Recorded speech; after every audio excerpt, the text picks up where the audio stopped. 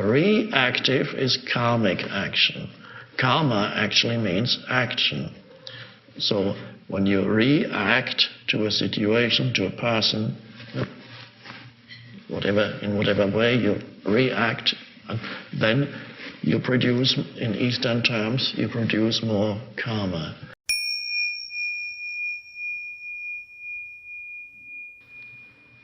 So it's in any situation, then what really matters is not the situation, but your state of consciousness that you bring to it. And that's important to remember, because the world otherwise will seduce you into believing that what matters is the situation itself, and then you react to that. So that requires then a vigilance on your part, which of course implies that there is already a certain degree of awareness in you, otherwise there cannot be a vigilance.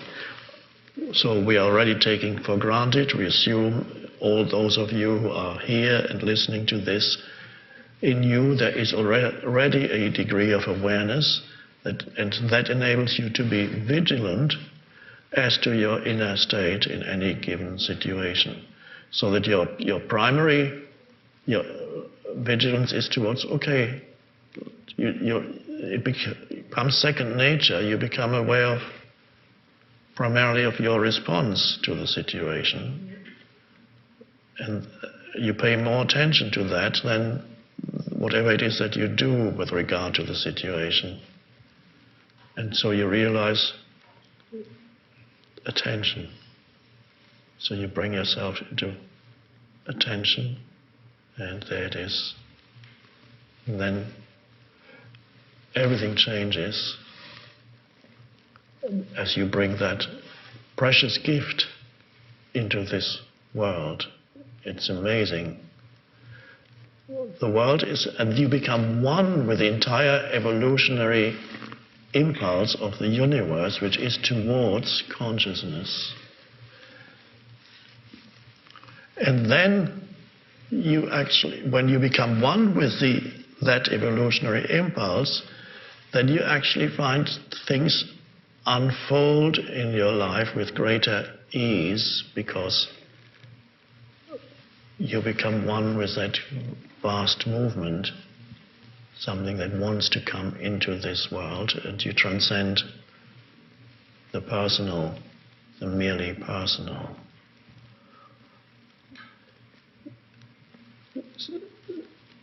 So you can say that anything that arises in your life, any so-called problem or challenge, whether to do with finances, relationships, health, living situation, job,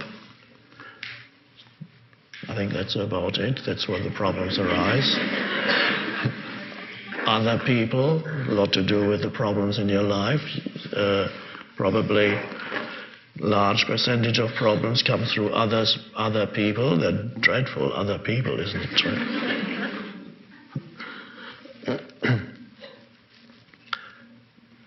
Hell is other people. Jean-Paul Sartre. That's from the egoic point of view, that can easily happen. So all those things, whatever is the main problem, so-called problem area in your life, and the main limitation in your life, health, finance, relationships, job, and so on. So,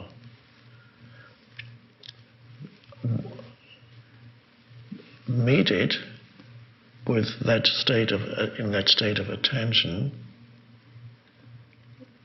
instead of the reactive, mind-identified state. And then look at the problem from there. And then you may find that sometimes, almost miraculously, it shifts, it may dissolve, something negative, you may see suddenly a positive side of it. You may find helpful factors suddenly coming in, and you didn't know how it happened.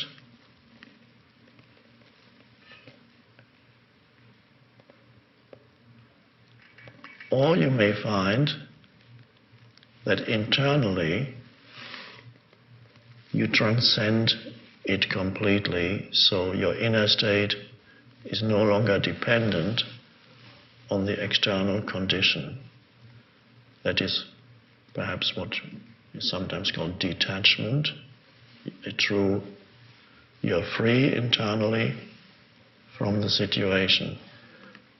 It may not have changed, but your state of consciousness has changed, although it does, as I just said, very often as attention arises, that presence arises, shifts happen much more easily. Or there may be a time gap. At first nothing happens, and that could be for a while, and then suddenly the shift happens. So external shifts happen more easily that way, but also if they don't happen, you transcend internally. Or action, the impulse to take action arises suddenly, and because you know exactly what it is that is needed suddenly in the situation. And then you change it through your action, but the action was not a reaction. The action didn't come from the reactive mind.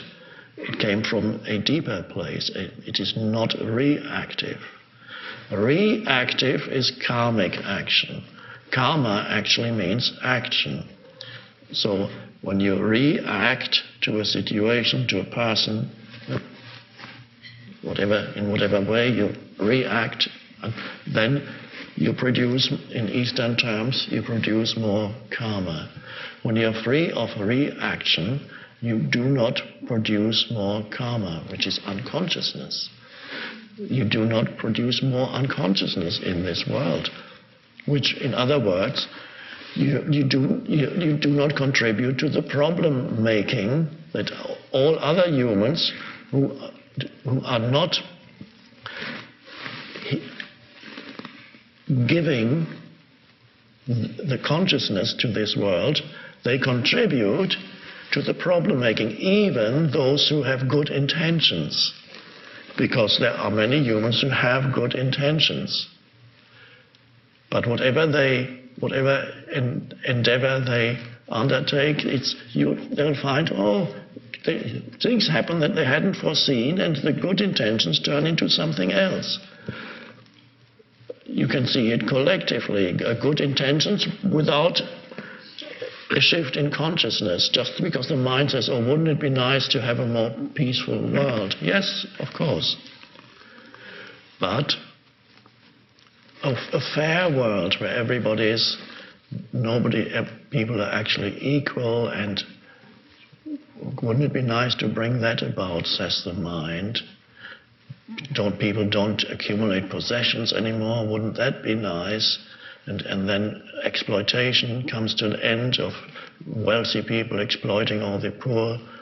Wouldn't that be nice? Let's create a society that does that. Okay, how can we do that? Okay, let's work out some philosophical system, how it all fits in. And then we have a book called Das Kapital. And then let's create a society on the basis of those philosophical assumptions. It looks all great at the beginning, and then as you get into it, before you know it, you've created another hell on earth.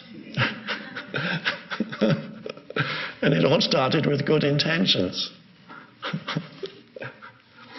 Two wonderful books that, of course I'm talking about the rising of Soviet communism and so on.